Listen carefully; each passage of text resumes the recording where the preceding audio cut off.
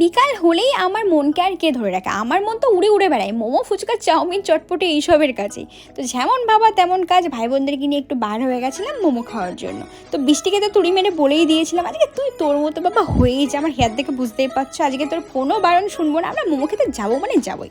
তো বার হয়ে গেছিলাম মোমো খাওয়ার জন্য। আর এই যে মোমো খেতে এসে কত কী দেখে চোখ যাচ্ছিল কি বলবো। তারপরে চটপটি নিয়ে নিয়েছিলাম, তারপরে খেয়ে নিয়েছিলাম কাটলেট। আর সত্যি বলতে পেটটা একদমই ভরে গেছিলো, কিন্তু মন যে এখনও ভরেনি। আমরা দেখতে পেয়েছিলাম যে স্প্রিং পটেটো, এটা কার কার খেতে ভালো লাগে কমেন্টে কিন্তু জানিও, আমার তো একদম সেই লাগে। তো স্প্রিং পটেটো নিয়ে নিয়েছিলাম। আর হ্যাঁ, যেটা বলছিলাম, মাঝে মাঝে না তোমরাও একটু ঘুরতে বাড়াও, উইকে না হোক মান্থে না হোক, মাঝে মাঝে যখন সময় পাবে নিজের জন্য অবশ্যই বার হও, দেখবে মন ভালো লাগবে, সব কিছুই ভালো লাগবে।